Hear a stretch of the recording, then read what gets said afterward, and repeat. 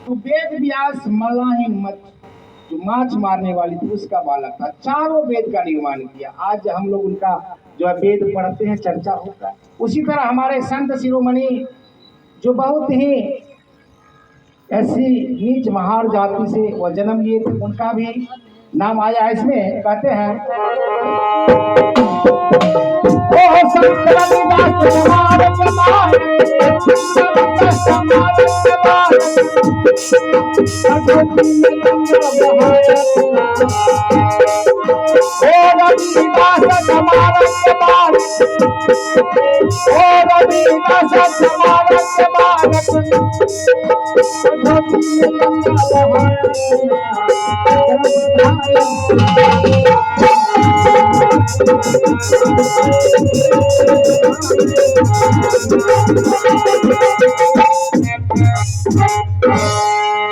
तो कर्म प्रधान होता है साहेब।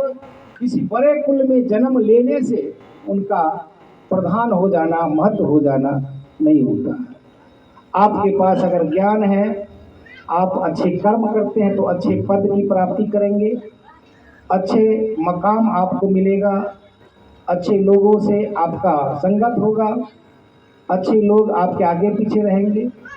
नहीं, कर्म आपका अच्छा नहीं है, अगर आप गलत लोगों के साथ है तो कहा गया है कि 10 धनवान व्यक्ति, 10 अमीर व्यक्ति के साथ अगर आपका रहना, उठना, बैठना, चलना, बोलना है तो 11वां नंबर का अमीर आप भी हो। और अगर 10 मूर्ख के साथ अगर आप घूमते हैं, कितना भी विद्वान है तो 11वां नंबर का मूर्ख आप बनने वाले हैं, समझ जाइए। इसीलिए तो साधु संत विचारवान के साथ आपको घूमना चाहिए, बैठना चाहिए, उठना चाहिए, उनसे विचार रखना चाहिए, क्योंकि उनका प्रभाव होता है। अगर दूध के साथ पानी मिल जाता है तो दूध अपना रेट में पानी को बेच लेता है।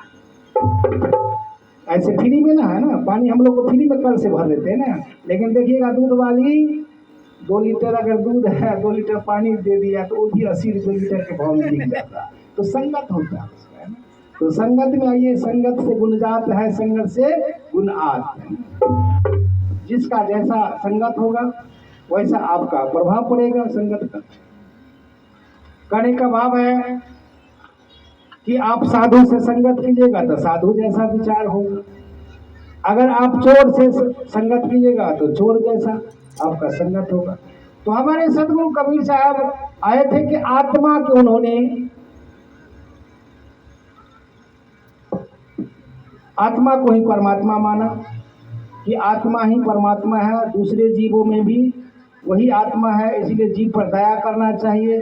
यही सबसे बड़ा पूजा, आत्म पूजा, सदगुरु भक्ति, आत्म पूजा नहीं, आत्म पूजा जो होता है सदगुरु की भक्ति होता है। इससे बढ़कर के कोई देव न जुड़ा और कोई किसी देवता की, जीव दया और आत्म पूजा, सदगुरु भक्ति और न पूजा। हमारे सदगुरु कबीर साहब की यही नियम थी, वाणी थी कि आत्म की पूजा करो, दूसरे जीव की अपनी तरह समझो।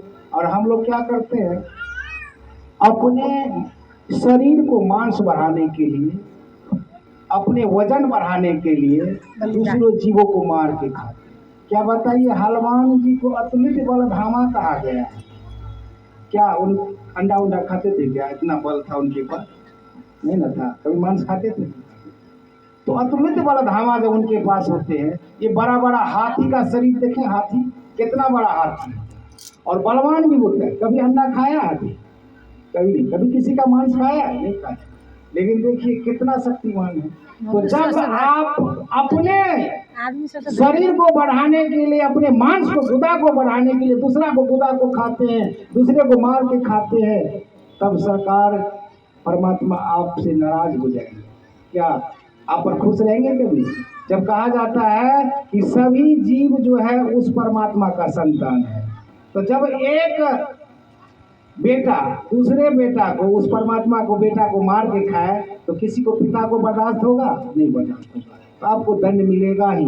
तो सब जीव को एक समान देखिए, एक, और जीव, वो जीवों में जीव श्रेष्ठ है कौन? मनुष्य, सबसे बड़ा श्रेष्ठ, जिसे राजा कहा गया है, जीवों का राजा है या मनुष्य।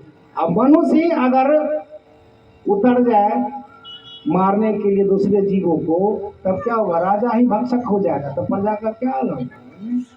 तो यही हाल है आज, जो है लोग दूसरे जीवों को मार करके अपना मांस बढ़ाने में लगे हुए हैं।